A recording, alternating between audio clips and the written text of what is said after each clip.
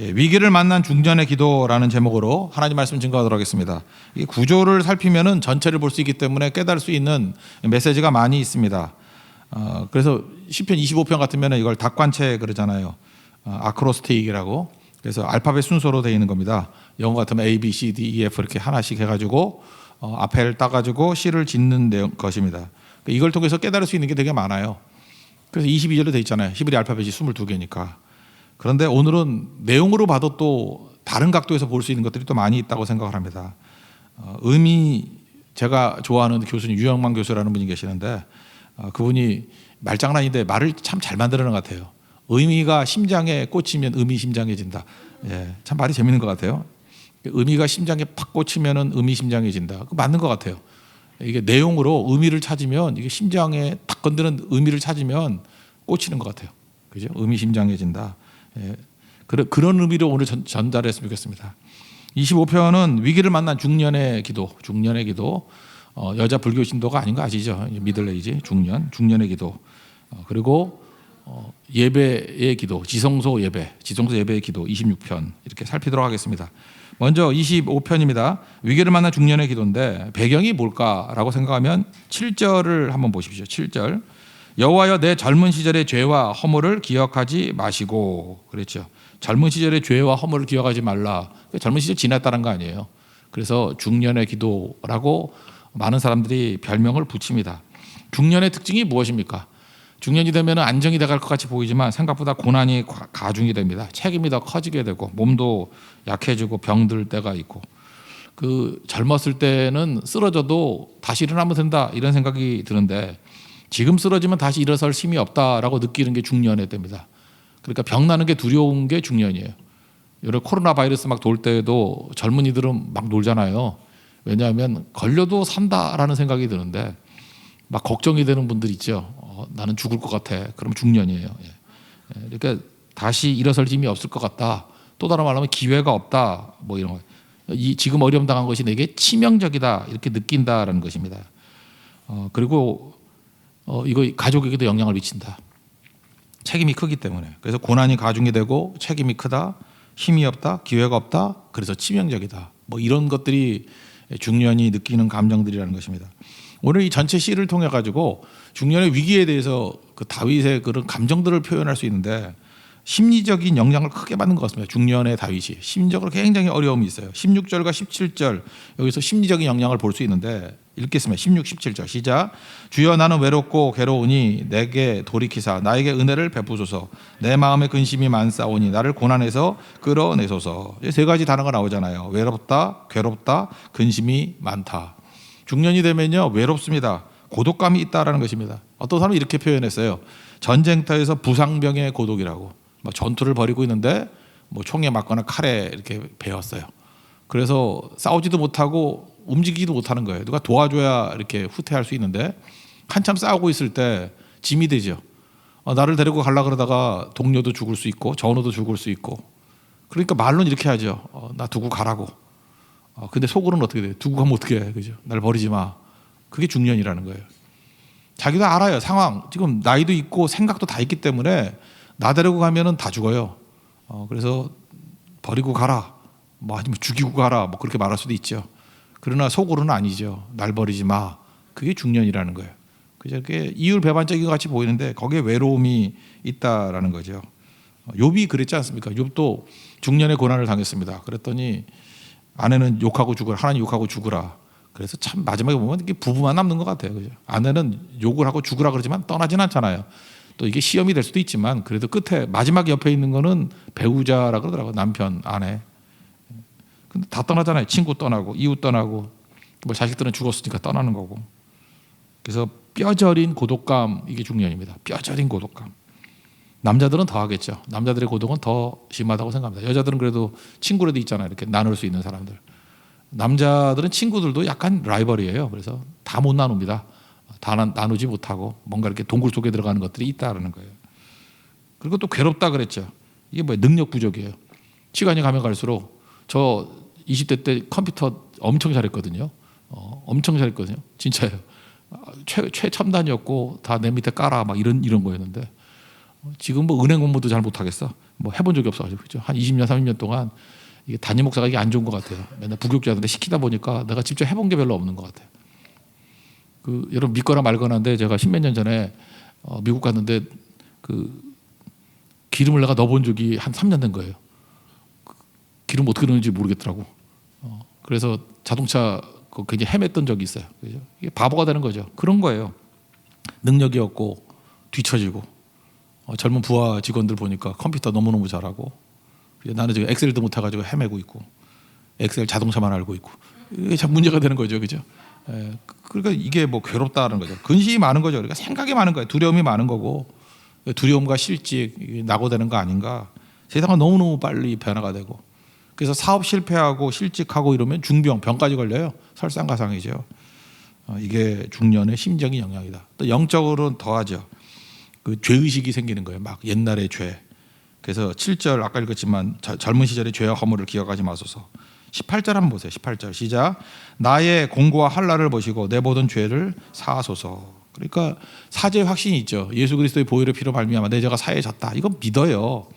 믿는데 막상 어려움이 오면은 마귀가 가만 놔두나 이미 다 없어진 죄, 사해진 죄를 또 들춰내 가지고 그래서 옛날 뭐 문제 자꾸만 들치고 하는 게 마귀적인 거예요.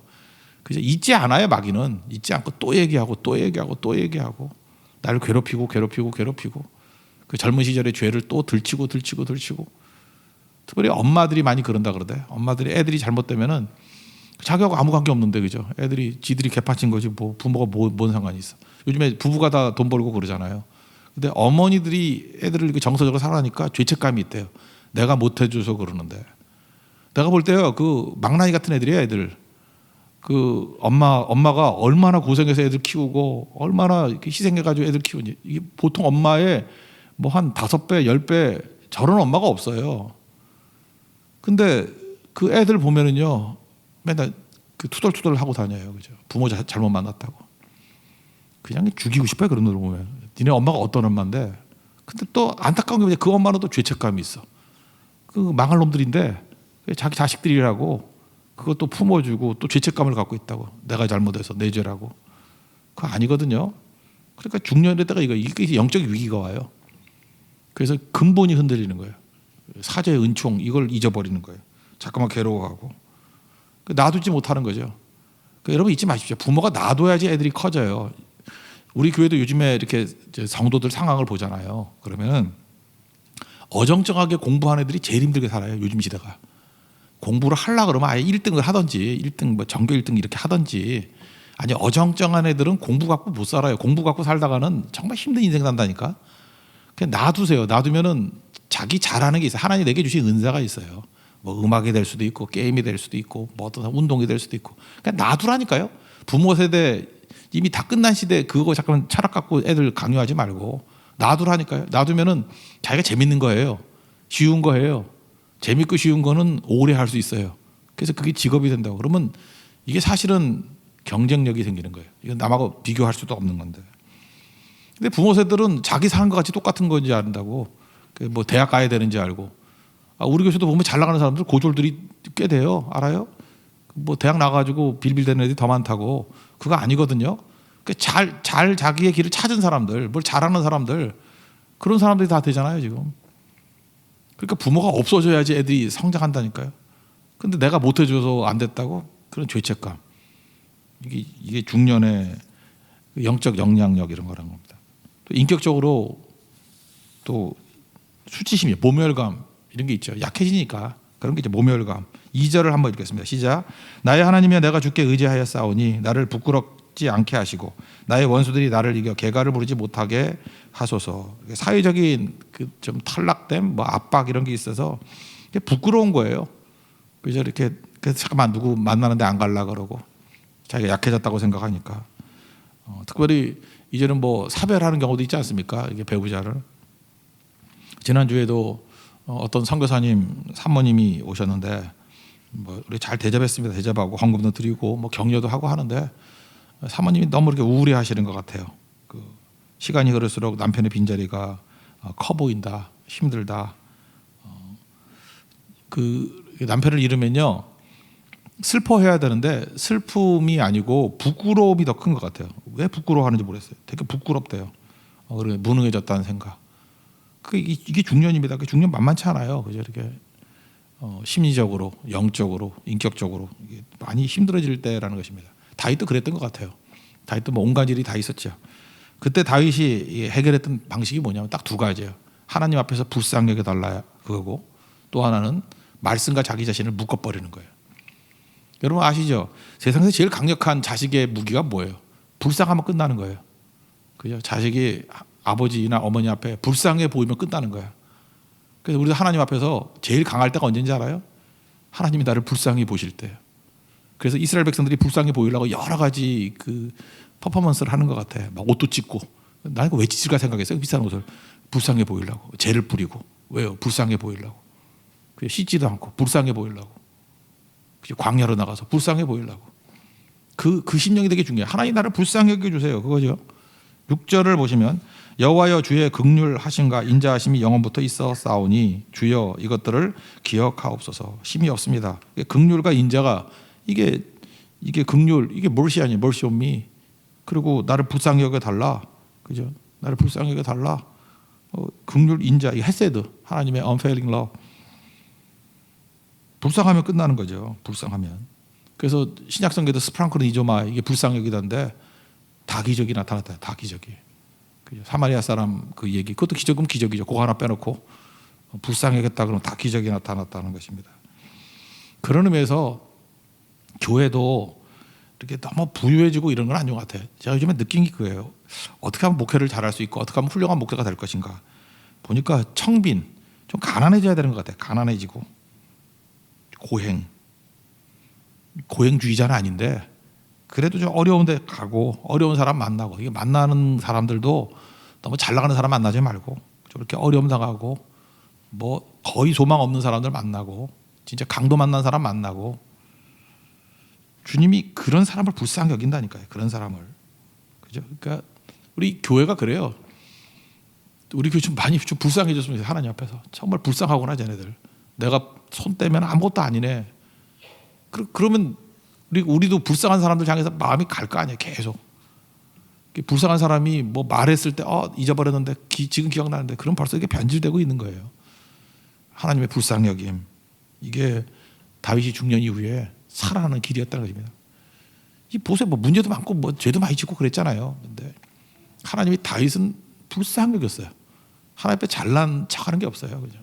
항상 엎드리고 깨지고 죄를 날리고, 그게 그의 힘이었다는 것입니다. 또 하나는 말씀과 그의 인생을 묶어버려요. 여러분 중년 이후에 살 길은 그겁니다. 불쌍히 여겨주세요. 그거. 그러니까 진짜 겸손함이죠. 잠깐 꿈이라 그러지 말고. 너무 비싼 가방 들고 다니면 이거 안 불쌍해요. 하나도. 그죠? 이마트 부직포 이런 거 들고 다니세요. 500원짜리. 거기다 성경 차서 넣고 다니고. 그죠? 이마트 500원짜리 그거 제일 좋아요. 그거. 성경 갔을 때 너무 좋아. 나 요즘에 그거에 넣고 다니거든요. 그러니까 되게 불쌍히 여겨. 가방이 없냐? 많은, 이거 없다고. 500원짜리. 그 마음이 되게 중요한 거예요. 그 마음이. 그리고 말씀 붙들어서 말씀과 내가 묶으면 말씀과 운명을 같이 하는 거예요. 말씀이 망할 리 없잖아요. 그게 떠오르는 거죠. 하나님 앞에서. 그 내용 한번 읽어보겠습니다. 말씀과 묶는다는 게 뭐 주의 도, 주의 길 하면서 4절, 5절 뭐 쭉 7가지가 나오는데, 주를 바라보고 말씀과 묶겠습니다. 1절부터 5절까지만 읽겠습니다. 시작. 여호와여 나의 영혼이 주를 우러러 보나이다. 나의 하나님이여 내가 주께 의지하여 싸우니 나를 부끄럽지 않게 하시고 나의 원수들이 나를 이겨 개가를 부르지 못하게 하소서. 주를 바라는 자들은 수치를 당하지 아니하려니와 까닭없이 속이는 자들은 수치를 당하리이다. 주여 여호와여 주의 도를 내게 보이시고 주의 길을 내게 가르치소서. 주의 진리로 나를 지도하시고 교훈하소서. 주는 내 구원의 하나님이시니 내가 종일 주를 기다리나이다. 똑같은 거죠. 주님 바라본다. 우러러 본다. 의지한다. 바라는 자다. 1, 2, 3절 다 주만 바라볼지라. 그리고 말씀에 대해서 7가지 설명하고 있어요. 주의 도, 주의 길, 주의 진리 쭉 뒤에 보면 말씀과 내 인생을 묶어버리겠습니다. 그래서 하는 거예요. 뭐 중년이 힘듭니다. 쉽지 않은데 잊지 마십시오. 하나님 앞에서 내가 불쌍한 존재가 돼야 돼요. 그 두 번째, 나는 딴 거 없습니다. 말씀과 내 인생을 묶어버리겠습니다. 말씀과 운명을 같이 하겠습니다. 그러면 사는 거예요. 뒤집어 얘기하면 중년인데 지금부터 거들먹거리고 다니는 중년들 정말 힘든 인생 살 거예요. 그리고 말씀 떠나가지고 아직도 자기 힘으로 뭘 해보겠다고 길길이 날뛰고 있으면 처참한 인생 된다는 거예요.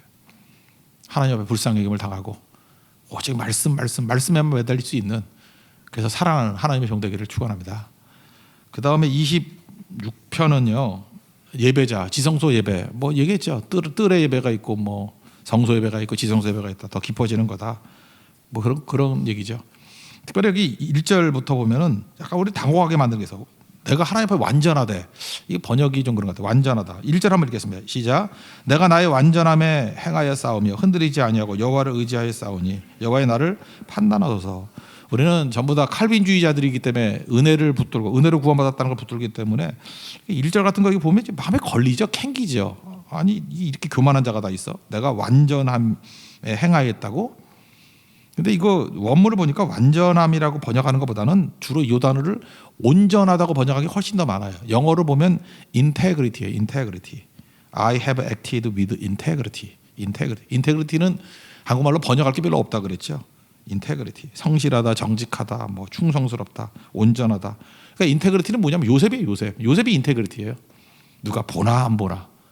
내가 어찌 하나님 앞에서 득제하리요, 이거예요. 보나 안 보나 똑같다라는 게 그게 인테그리티예요. 그러니까 인테그리티가 있는 사람은 뭐예요? 보나 안 보나 똑같은 사람, 인테그리티. 누가 볼 땐 잘하고 안 볼 때는 못하고. 그건 인테그리티가 없는 거죠. 그러니까 인테그리티가 없는 사람의 특징이 뭐예요? 사울왕 같은 사람. 타인의 시선을 너무 의식하는 거예요. 그러니까 온전한 예배자가 되기 위해서는 뭐가 필요해? 인테그리티. 인테그리티는 뭐예요? 사람이 보나 안 보나예요. 그래서 예배에 있어서 첫 번째가 뭐냐 하면 인테그리티라니까. 사람이 보나 안 보나 똑같은 예배가 돼야 돼요. 근데 교회 와가지고 하나님 만날 생각을 안 하고 누구 왔나 맨날 주변 보고 뭐 사람 때문에 신경 쓰이고 사람 때문에 열받고, 그거 예배자 아니라는 거예요. 예배자는 오직 주만 바라볼지라. 인테그리티. 누가 보나 안 보나, 사람이 있으나 없으나, 그게 인테그리티라는 거예요. 온전함, 타인의 시선 아니고. 그래서 인테그리티를 뭐 우리 기독교에서 제일 많이 맨날 얘기했잖아요. 코람데오, 하나님 앞에서 in the face of God. 하나님 앞에서 언제나 신전의식, 하나님 앞에 살아간다는 의식. 주님 어디나 계시잖아요. 주님이 항상 보시잖아요. 그게 인테그리티. 그런 겁니다. 욥도 마찬가지죠. 하나님, 내가 하나님 앞에 서 있습니다. 그러고 나다 뭐라 그래요? 내가 내 자신을 보니까 인테그리티 하다고 생각하는데 하나님이 한 번 더 점검해 주세요. 욥도 이렇게 하나님이 한 번 더 스캔해 주세요 그랬죠. 그게 2절이에요. 2절 읽겠습니다. 시작. 여호와여 나를 살피시고 시험하사 내 뜻과 내 양심을 단련하소서. 내가 나를 보니까 내가 분명히 하나님 앞에 인테그리티가 있어요. 온전함이 있어요. 근데 내가 혹시 착각할 수도 있잖아요. 착각은 자유니까. 하나님이 한 번 더 스캔해 주세요. 나 온전하죠? 나 인테그리티가 있죠? 보나 안 보나 똑같죠? 그 얘기를 하고 있습니다. 그리고 지성도 들어가기 전에 하나님 앞에서 선언을 하죠. 나 이렇게 살겠습니다 하는 거. 사실은 이게 26편하고 제일 비슷한 게 1편이거든요. 1편에 나는 악인과 그런 자리에 앉지 않겠다 뭐 이런 얘기가 나오잖아요. 그 악인의 꾀를 따르지 않고 죄인의 길에 서지 않고 오만한 자리에 앉지 않겠다. 이게 예배 선언이에요. 3절부터 5절까지 읽겠습니다. 시작. 주의 인자하심이 내 목전에 있나이다. 내가 주의 진리 중에 행하여 허망한 사람과 같이 앉지 아니하여 싸우니 간사한 자와 동행하지도 아니하리이다. 내가 행악자의 집회를 미워하오니 악한 자와 같이 앉지 아니하리이다. 이렇게 선언이에요. 내가 이렇게 주님의 말씀대로 살겠습니다 라고 하면서 이제 세 가지 지성소 예배에 대한 내용들을 설명하겠습니다. 첫 번째는 입술의 열매를 맺겠습니다. 두 번째는 손의 열매를 맺겠습니다. 세 번째, 발의 열매를 맺겠습니다. 이렇게 비주얼하게 보이게. 먼저 입술의 열매죠. 7절 한번 읽겠습니다. 시작. 감사의 소리를 들려주고 주의 기이한 모든 일을 말하리이다. 감사라는 입술로 말을 하고 간증한다는 거죠. 주의 기이한 모든 일을 간증하고 전도하고. 그래서 하나님 앞에서 예배자는요, 말하는 거예요. 말하는 거. 가끔마다 상태가 안 좋은 사람들은요, 예배 와서 찬송을 부를 때도 립싱크만 하는 사람이 있어요. 입만 빠꾸빠꾸. 금붕어인 줄 알았어요. 그죠? 찬송이 그게 하나님 앞에 입술의 열매예요. 제사예요. 입술의 제사. 힘차게 찬양하고 그다음에 간증하고, 이야기의 주제가 자기 자랑이 아니고 예수님 이야기, 주신 은혜 이야기, 그냥 말씀 이야기, 그리고 전도하는 거죠. 그래서 최고의 변화는 입술의 변화입니다. 어떤 사람이 변화되는지 안 되는지 네가 하나님이 어떻게 알아? 그러는데 약간은 알 수 있어요. 그의 입술의 변화가 있는지, 말의 변화가 있는지. 예배, 지성소 예배가 되기 위해서는 말이 변화가 되는 거예요. 침묵 다음에 하나님이 기뻐하시는 말하는 자. 다윗 보세요. 다윗이 침묵 제일 많이 했죠. 다윗은 하나님 찬양을 제일 많이 했잖아요. 입술의 변화예요. 시므이, 입만 열면 거짓, 욕, 비난, 저주. 그 시므이라고. 망하죠. 사울도 마찬가지고. 그 다음에 11절. 그래서 뭐라고 얘기해요? 10절, 11절, 12절, 11절. 손의 열매를 얘기하겠습니다. 10절과 11절 얘기하겠습니다. 시작. 그들의 손에 사악함이 있고 그들의 오른손에 뇌물이 가득하오나 나는 나의 완전함에 행하리오니 나를 성령하시고 내게 은혜를 베푸소서. 손은 뭐냐면 관계란 뜻이거든요. 그래서 우리 한국말에도 그런 거 있잖아요. 손 끊는다. 관계를 끊어버린다. 그러니까 악한 사람과의 관계로 살지 아니하고 하나님의 은혜로 살겠습니다. 그러니까 사람들과 관계를 맺는 이유가 뭐예요? 거기서 뭔가 힘을 얻으려고 그러는 거 아니에요? 악한 자와 관계를 끊고 하나님과의 관계 속에 살아가겠습니다. 그거예요. 은혜의 관계 속에 살아가겠습니다. 하나님 은혜 주시니까. 그리고 세 번째는 발이죠. 발은 삶의 방식을 얘기하는 건데 12절을 읽겠습니다. 시작. 내 발이 평탄한 데에 섰사오니 무리 가운데서 여호와를 송축하리이다. 여기 무리는 예배자거든요. 예배자들과 함께 예배 자리에 참여했다 그런 뜻이겠죠. 그리고 예배자로 그들과 연결을 맺으면서 살아가겠습니다. 예배자로 살면 성공한 인생이 될 수 있다라는 것입니다. 시간이 가면 갈수록 우리의 삶이 어려워지죠. 어려워지는데 아까도 이거 두 말씀 25, 26편을 함께 합친다 그러면 중년의 때 우리가 어떻게 살아야 되겠어요? 그죠? 하나님 앞에 불쌍히 여김을 받으면서 살아야 되고 겸손함이죠. 주님만 의지합니다. 불쌍히 여겨주세요. 그리고 말씀과 함께 나를 묻고 그다음에 우리를 승리하게 만드는 최고의 가치, 우리의 존재 목적이 뭡니까? 예배자예요. 시간이 가면 갈수록 더 예배자로 서기를 원합니다. 그리고 내가 예배 확산을 시키는 사람이 되기를 원합니다. 그리고 예배자가 더 깊어지는 게 뭐예요? 덕을 쌓으라고. 입술에서 딴소리 하지 말고 입술에 열매를 맺기를 원합니다. 누구하고 접하느냐에 따라 틀려요. 손에 열매를 맺기를 원합니다. 발의 열매는 뭐예요? 평탄한 예배의 자리에 항상 서 있기를 원합니다. 이게 중년에 하나님 열매를 거두고 승리하는 자의 모습이라는 것입니다. 실제로 성경을 보세요. 모든 사람 6년 이후에 하나님 다시 만나서 평생 살았던 것보다 더 큰 역전의 인생을 살았습니다. 모세도 보세요. 80세부터 뭐 다 그때도 끝난 나이예요. 거기서 변화가 되잖아요. 바울도 마찬가지죠. 뭐 젊었을 때 중년까지 개판치다가 막판에 10년 사역한 거예요. 10년 제대로 뛰면요. 여러분 평생 했던 것보다 더 많은 일을 할 수 있어요. 여기 대충 보니까 10년은 사시는 것 같은데, 그죠? 잘 삽시다. 이제 10년은 훨씬 더 살 것 같아요. 앞에 집사님 건강해가지고 몇십 년 살 것 같은데, 그래도 10년은 살 것 같아요. 다 아무리 빌빌대는 사람들도.